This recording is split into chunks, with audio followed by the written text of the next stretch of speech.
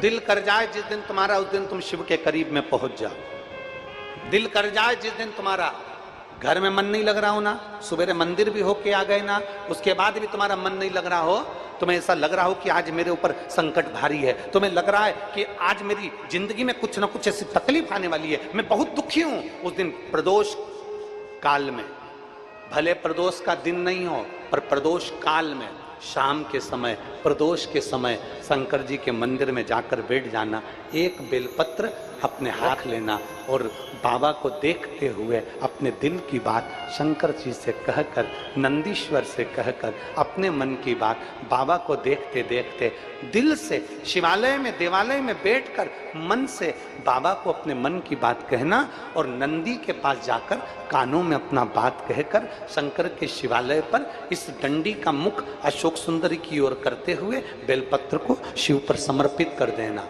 बाबा से कहकर आना, आज भले प्रदोष नहीं है पर प्रदोष काल मतलब शाम के समय हमने जो बाबा से कहा है, दूसरे दिन का जब प्रदोष काल आएगा, शाम का समय आएगा, तब तक मेरा बाबा कुछ ना कुछ हल जरूर निकालेगा और तेरे लिए मार्ग प्रशस्त जरूर करेगा।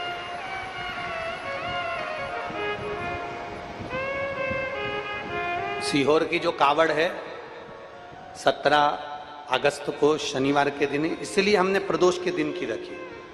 आपको बधाई हो। प्रदोष शाम का जो समय होता है, प्रदोष काल जो होता है, उसका वर्णन जब हम करते हैं, ये प्रदोष की पूजन का विधान किसने बनाया, ये प्रदोष की पूजन का नियम किसने बनाया, ये प्रदोष की संध्या काल का, प्रदोष के समय का पूजन का विधान कौन बनाया, ये प्रदोष के समय पर एक बेलपत्र चढ़ाने का विधान किसने बनाया, प्रदोष के समय पर एक समीपत्र चढ़ने का विधान किसने बनाया, प्रदोष के समय पर अगर मान लो कोई भिखारी से भिखारी व्यक्ति भी है जो ठेला चला रहा है, उसके पास में खाने के लिए कुछ नहीं है, फटे कपड़े पहन रहा है, उसकी जिंदगी में कुछ भी नहीं बचा और कर्जे में लदालूम हो गया, एक चावल का दाना अगर वो प्रदोष के दिन, प्रदोष काल में शाम के समय पर शंकर के शिवलिंग पर चढ़ा देता है, तो 3 या 4 प्रदोष में उसका कर्जा चूकना प्रारंभ हो जाता है। प्रदोष का विधान इतना ये प्रदोष का वर्णन करा किसने, इतना प्रदोष की महत्वता बताई किसने, कौन करे इतना वर्णन। अगर प्रदोष की महत्वता बताने वाला कोई है, इसीलिए मेरे शंकर भगवान माता सती को लेकर कुंभज ऋषि के यहाँ, अगस्त ऋषि के यहाँ कथा सुनने के लिए गए थे, क्योंकि उनके बराबर कोई शंकर के महत्व को बता नहीं सकता और प्रदोष के महत्व को नहीं बता सकता। सती मैया को प्रदोष का महत्व बताने के लिए शंकर सती जी को लेकर कुंभज बाबा के यहाँ गए थे, अगस्त ऋषि के, कि प्रदोष के महत्व को तो जानो सती तुम प्रदोष के महत्व को तो सती जानो, तुम प्रदोष के महत्व को तो सती पहचानो कि प्रदोष का महत्व क्या होता है, प्रदोष काल का महत्व क्या होता है, प्रदोष के समय का महत्व क्या होता है। जिस समय पर सूरज डूब रहा हो, चंद्र प्रकाशित हो रहा हो, दोनों का मेल हो रहा हो, ना तो पूरा सूरज डूबा है, ना पूरा चंद्र आया है, ना पूरा अंधेरा है, ना पूरा उजाला है, उस समय को प्रदोष काल कहा गया, उस समय को प्रदोष का समय कहा गया, प्रदोष काल कहा। अब कई लोग हमसे कहते हैं, गुरुजी आप हमको प्रदोष का समय बताया करो कि प्रदोष काल किसको कहते हैं, प्रदोष का समय किसको कहते हैं। अब एक बात हम आप सबसे कहना चाहते हैं, जितने लोग आस्था चैनल पर सुन रहे हैं, जितने फेसबुक यूट्यूब पर सुन रहे हैं और जितने रेवाड़ी की इस पवित्र धरा पर कथा को सुन रहे हैं, आप सबसे एक बात कहना चाहेंगे, अगर हम समय देखकर बताएं आपको कि शाम को 6 बजे, 6:30 बजे, 6:30 पे लेकर 7:30 के बीच में ये समय है, या 5:30 से लेकर 6:30 तक का ये समय है, या हम तुमको बोल दें कि इतनी बजे ये समय प्रदोष काल का रहेगा या इतनी बजे ये समय रहेगा, तो देखिए कभी कभी ठंड का समय आता है तो दिन जल्दी ढल जाता है, कभी कभी गर्मी का समय रहता है तो दिन बहुत लेट ढलता है। इसलिए समय की गणना से मत चलो, आप तो ये अंदाजा लगाकर रखो कि दिन ढल रहा हो, अंधेरा होना शुरू हो रहा हो, सूरज डूब रहा हो, चंद्र प्रकाशित हो रहा हो, अंधेरा अपना काम कर रहा है, सूरज ढलता जा रहा है, दिन कम होते चले जा रहा है और अंधेरा थोड़ा बढ़ते चले जा रहा है। इन दोनों का जो मिलन का समय हो, अब वो कितनी भी बजे, आप तो बस उसके मिलन का समय निकाल लो, वही समय प्रदोष काल कहलाता है, वही समय प्रदोष काल। सुनना महाराज, सोमवार की प्रदोष पड़ती है तो शंकर भगवान कैलाश पर निवास करते हैं। मंगलवार की प्रदोष पड़ती है तो शिव काशी में निवास करते हैं। बुधवार की प्रदोष पड़ती है तो शिव रजत भवन में निवास करते हैं। गुरुवार की प्रदोष पड़ती है तो शिव गंगा के स्थल पर निवास करते हैं। शुक्रवार की अगर प्रदोष पड़ती है तो शिव नीलकंठ पर विराजमान होते हैं। शनिवार की अगर प्रदोष पड़ती है तो शिव शमी के वृक्ष के नीचे रहते हैं। और रविवार की जब प्रदोष पड़ती है तो शिव बेलपत्र के पेड़ के नीचे निवास करते हैं। महाराज, ये एकादशी शंकर से कह रही है कि आपका स्थान ये नहीं कि आप कैलाश पर मिले, उस बार को, उस तिथि। हमारे यहाँ कहते हैं सोमवार की जो प्रदोष पड़ती है वो इच्छा पूर्ति करती है, मंगलवार की प्रदोष रोग से मुक्ति देती है, बुधवार की प्रदोष कामना की पूर्ति करती है, गुरुवार की प्रदोष शत्रुओं का नाश करती है, शुक्रवार की प्रदोष सुख और शांति देती है, शनिवार की प्रदोष संतान का सुख देती है और रविवार की प्रदोष जो काम दुनिया में कोई नहीं कर सकता वो अचूक फल की प्राप्ति रविवार की प्रदोष करा देती है। महाराज, ऐसी प्रदोषों का नियम वर्णन किया चाहिए। भगवान कहते ठीक है, तू थोड़ी देर खड़ी हो। एकादशी सम्मुख खड़ी हुई, पार्वती जी ने जिस अंगुष्ठ का जल पीने के लिए लिया था हाथ में, बस पीने ही वाली थी, शंकर भगवान ने वही हाथ में जल लेकर एकादशी के हाथ में उसको देकर कहा, ले, ये मेरे द्वारा निर्मित एक व्रत है जिसे त्रयोदशी के दिन तूने मांगा है, मैं तुझे देता हूँ। आज इस व्रत का फल मैं तुझे प्रदान करता हूँ। अब तू जिस जीवात्मा को लेकर जाएगी उसका पाप प्रबल नहीं होगा। किसी स्त्री, पुरुष, बालक, बुजुर्ग जो भी होगा जिसने प्रदोष का व्रत करा होगा, वो जीवात्मा को तू किसी फल की कामना से नहीं, स्वतः ही लेकर चली जाए, उसमें कोई कामना नहीं है। बन सके जीवन में 11 प्रदोष या 26 प्रदोष करने के बाद उद्यापन कर विराम भी दे सकते, पर जीवन में एक बार प्रदोष का व्रत मौका मिले, जिस कामना से जिस दिन का भाव आपके मन में आए कि मुझे रोग से मुक्ति पाना है तो ये प्रदोष मुझे करना है, मैं रोग मुक्ति के लिए, हम मंगल, जो भी आपके मन में आ रहा है, संतान प्राप्ति के लिए शनिचरी प्रदोष, आप उसका स्मरण करें। फिर लिखा शिव महापुराण में, बड़ा सुंदर लिखा वेदव्यास जी ने, मान लो आप प्रदोष का व्रत नहीं कर सकते, आप अगर व्रत नहीं कर सकते तो प्रदोष के दिन, प्रदोष काल में शाम का समय सूर्यास्त का कुछ पल, कुछ घड़ी के पहले से लेकर बाद तक का प्रदोष काल के अंतर्गत आप शंकर जी के मंदिर में जाकर 1 लोटा पानी, 5 बेलपत्र भी अगर समर्पित करते हैं तो संपूर्ण प्रदोष का फल आपके भाग्य में प्रबल हो जाएगा। शत में नमक का सेवन वर्जित होता है। कारण, क्या कारण होता है? उसका एक कारण माना गया, नमक की वर्जितता। जिस समय पर एक नगर में एक ब्राह्मणी रहती थी, बहुत भाव से सुनिएगा, प्रदोष व्रत, नमक को त्यागने का भाव, प्रदोष व्रत की किताब में भी मिल जाएगा आपको, आप पढ़ेंगे तो सुना होगा आपने। एक ब्राह्मणी रहती थी एक नगर में, उसका पति नहीं था, छोटा सा बालक एक साथ में रहता, छोटा सा बालक। अब ब्राह्मण के घर की धर्म पत्नी है, ब्राह्मण कर्मकांड करने वाला, पूजन करने वाला, पाठ करने वाला, अनुष्ठान करने वाला, पूजन करने वाला, मंत्र जाप करने वाला, भगवत भक्ति में डूबने वाला। ब्राह्मण तो चले गया, ब्राह्मणी बच्चे के साथ रह रही, क्या करे वो, अकेली निवास कर रही है, अकेली रह रही है। और ब्राह्मणी बच्चे के साथ भ्रमण करती रहती, घूमती।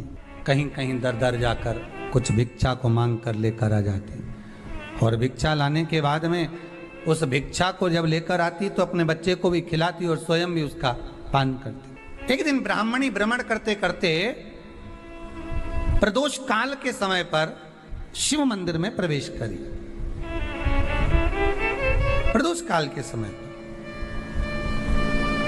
और शंकर मंदिर में जब प्रवेश करा, प्रदोष काल किसको कहते हैं?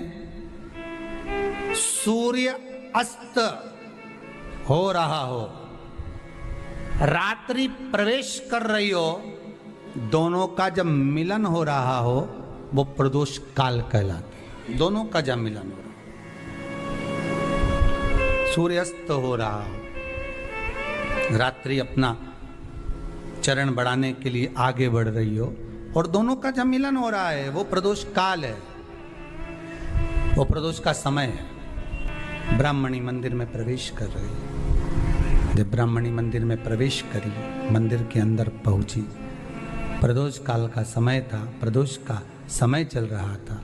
और प्रदोष काल के उस समय में, प्रदोष काल के उस समय में जब ब्राह्मणी ने देखा कि कोई भगवान की भक्ति में लगा हुआ है, भगवान के रस तत्व में डूबा हुआ है, आज ब्राह्मणी के पास में कुछ पदार्थ नहीं है, अपने बच्चे का पेट भरने के लिए कोई सामग्री नहीं है, और कुछ आस लेके वो प्रवेश करिए, कुछ आस लेकर वो अंदर प्रवेश कर जाती है। कोई ऋषि की पत्नी, कोई ब्राह्मण जन की अर्धांगिनी उस प्रदोष के समय पर शंकर का अभिषेक पूजन कर रही थी, भगवान शिव की आराधना कर रही थी, भगवान की भक्ति में डूबी हुई थी। जब भगवान शिव की आराधना में डूबी हुई है, आराधना कर रही है, इस काल में वहां पर पड़ी हुई कुछ वस्तु को इस ब्राह्मणी ने मांग लिया। मेरे बालक को बहुत भूख लगी है, मेरा बच्चा बड़ा भूखा है, इसके भोजन लेते से कहा इसमें तो स्वाद नहीं है। परफेक्ट शरबती के लिए चाहिए परफेक्ट वेदर, परफेक्ट सॉइल और परफेक्ट इरिगेशन सिस्टम। कहा इसमें तो स्वाद नहीं है, इसमें स्वाद नहीं है। उस ब्राह्मणी ने बड़ा सुंदर एक संवाद कहा। घर का जो बड़ा होता है ना, घर का जो बड़े होता है, घर का बुजुर्ग जो होता है, घर का जो प्रथम स्थल प्राप्त करने वाला, मेन कुर्सी पर, अच्छी जगह पर जो बैठने वाला होता है ना, ब्राह्मणी कहती है वो कभी किसी वस्तु में ऐब नहीं देखता, मिनक नहीं निकालता। तो अन्नकूट की तारीख पे इनका नाम लिख लो और अगला अन्नकूट आए तब दोनों की दशा देखना। एक जो चुपचाप खाकर चले गया, भगवान के प्रसाद को प्रसाद मानकर, प्रभु का दर्शन मानकर लेकर चले गया, वो उन्नति की सीढ़ी पर चढ़ता चले गया, और जो मिनक निकालता रहा वो साल भर खटर पटर की जिंदगी जीता रहा। भगवान के प्रसाद में कभी भी ध्यान रखिएगा, भगवान के प्रसाद के अंतर्गत स्वाद की कोई मूलता नहीं होती। भगवान का प्रसाद स्वयं स्वाद है। भगवान के प्रसाद में नमक नहीं देखना, मिर्ची नहीं देखना, भगवान के प्रसाद में शक्कर नहीं देखना, भगवान के प्रसाद में कुछ ये नहीं देखना कि कितना माल डला, कितना घी, कितना बादाम, कितना काजू, कितना इलायची डला। हाँ, यहां तक शास्त्र का स्वाद देखी थी ना, ये आपका एक जन्म का नहीं है, ये ना जाने कितने जन्म का है। ब्राह्मणी के मस्तिष्क में बैठ गया, ब्राह्मणी के उस पुकाना वो बक्कल में नहीं अक्कल में बैठ गया कि ये स्वाद नहीं देखना। इसलिए प्रदोष व्रत के अंतर्गत ब्राह्मणी ने उस दिन से विचार कर लिया कि जैसे आप पूजन कर रही हो, जैसे आप अर्चना कर रही हो, जैसे आप आराधना कर रही हो, ऐसी आराधना, ऐसी पूजन, ऐसी भक्ति में भी करूंगी, ऐसी आराधना में भी करूंगी। अब मैं स्वाद नहीं देखूंगी। तो प्रदोष व्रत करने वाले को ध्यान रखना चाहिए कि नमक का सेवन ना करे, भोजन ना करे, फलाहार करिए, फल का आहार करिए, प्रयास करिए। और यदि आपने व्रत का ले लिया भोजन का कि हम तो एक टाइम फलाहार करेंगे, एक टाइम भोजन करेंगे, ऐसा भी कई लोग प्रदोष ले लेते हैं, तो वो बात आपकी है, आप तक रखो, ठीक है, अपने मन तक। ठीक है, बाबा आपकी मनोकामना पूर्ण करे, वो भी भाव रखो। अरे भगवान को धन्यवाद दो कभी कभी कि तूने अच्छे घर में पैदा किया, अच्छा परिवार दिया, अच्छा पति दिया, अच्छी पत्नी दी, अच्छे बच्चे दिए, अच्छा कुटुंब दिया, घर दिया, दुकान दी, जमीन जायदाद दी, शरीर अच्छा दिया, हाथ पैर आंख नाक मुंह सब बढ़िया दिया, एक के भी निपटा के नहीं भेजा तूने। मान लो एक आध निपटा के भेज देता तो क्या झगड़ा करने ऊपर जाते? एक ही कान देता और एक गायब कर देता तो यहां से चिपका देता, तो क्या कर लेते? हाथ एक देता और एक गायब कर देता तो क्या झगड़ा करने जाते ऊपर कि मुझे ऐसा शरीर दिया? नहीं, भगवान को धन्यवाद देना कि मुझे अच्छे घर में पैदा करा, कटोरा लेके वहां चौराहे पे नहीं बिठाया। तूने अच्छा घर दिया, 2 समय की रोटी दे रहा है, खूब जोरदार शरीर दिया, भजन करने का मुहूर्त दिया, और बचा कुचा था तो ये सियोर वाला महाराज दे दिया, कथा सुनाने वाला। शाम के समय पर प्रदोष काल में बेलपत्री के पेड़ के नीचे, चाहे शंकर के मंदिर के दरवाजे पर या शिव मंदिर में, अगर आप प्रदोष के दिन दिया लगाते हो, सोमवार के दिन दिया लगाते हो, तो ऐसा कोई व्यक्ति नहीं जिसको मेरे देवाधिदेव महादेव मेरा विश्वनाथ भंडार नहीं भरता हो। लेता है जो शंकर के मंदिर को संभाल लेता है, उसके घर को और उसके परिवार को स्वयं महादेव संभाल लेता है, स्वयं महादेव।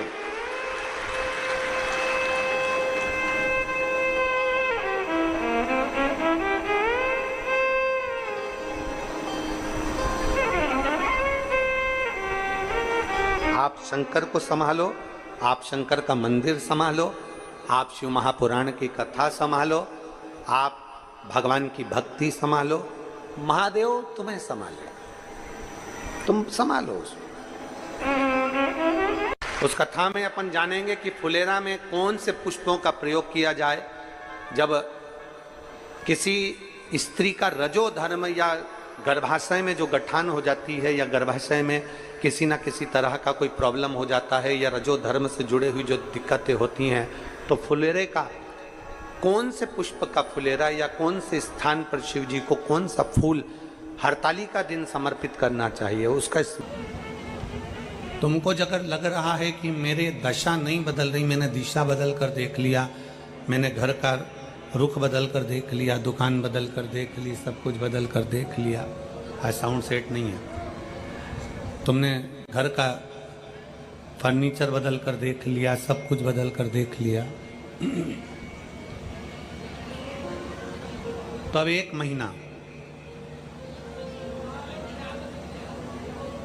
महीना शरद पूर्णिमा से लेकर कार्तिक पूर्णिमा तक एक नियम बना लो, 1 चावल का दाना, केवल 1, ज़्यादा नहीं, केवल 1 चावल का दाना, जो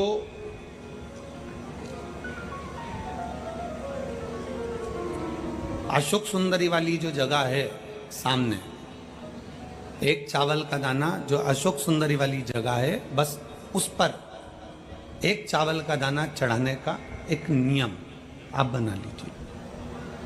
शिव मंदिर जाते हो आप लोग? कौन कौन जाता है? जरा हाथ उठाओ सभी लोग। हाँ ठीक है, रखो रखो, धन्यवाद, प्रणाम आपको, नमन, जो आप भगवान शंकर के मंदिर जाते हो। बहुत जरूरी है शिव के मंदिर जाना, भगवान के मंदिर जाना, भगवान के मंदिर जाना। ये विधर्मियों ने जो हमारे मंदिरों को पूर्व में तोड़ा है ना, उसका कारण कोई दूसरा नहीं था, उसका केवल एक ही कारण था कि हमारे सनातनियों ने मंदिर जाना छोड़ दिया था, इसलिए उन्होंने तोड़कर अपना अपना स्थान बना लिया। अगर सनातनी मंदिर जाता रहता, आप मंदिर की देहली चढ़ते रहते, रोज मंदिर में एकाग्रित होते रहते, मंदिर में इकट्ठे होते रहते, तो किसी के बाप की हिम्मत नहीं थी कि मंदिर की ओर आंख उठाकर भी देख ले। शिव महापुराण की कथा केवल एक ही काम करती है कि रोज मंदिर जाओ।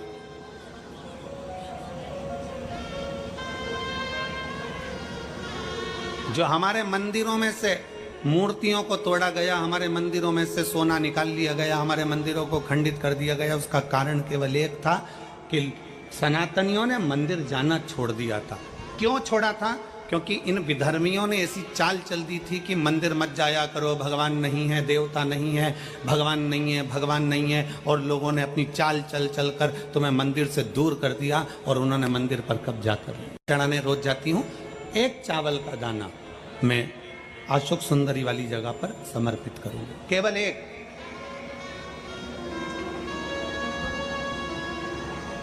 चावल का दाना समर्पित कब करना है? जब आपका शंकर भगवान पे जल समर्पित हो जाए, शिव जी पर जल आप चढ़ा लो, चढ़ाने के बाद वो चावल का दाना जो आप अपनी पल्लू में बांध के लाई हो या गठरिया में बांध कर लाई हो या जो जैसे भी भाव से आप लेकर आई हो, डलिया में, पल्लू में, जैसे आप लाए वो चावल का दाना बांध।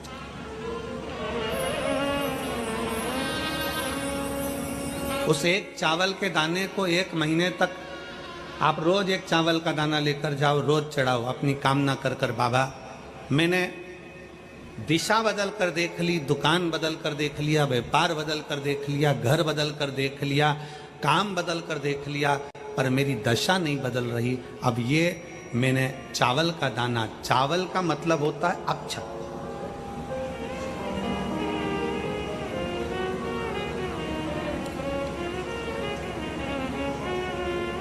सबसे पहला अक्षता, सबसे पहला अक्षता। कभी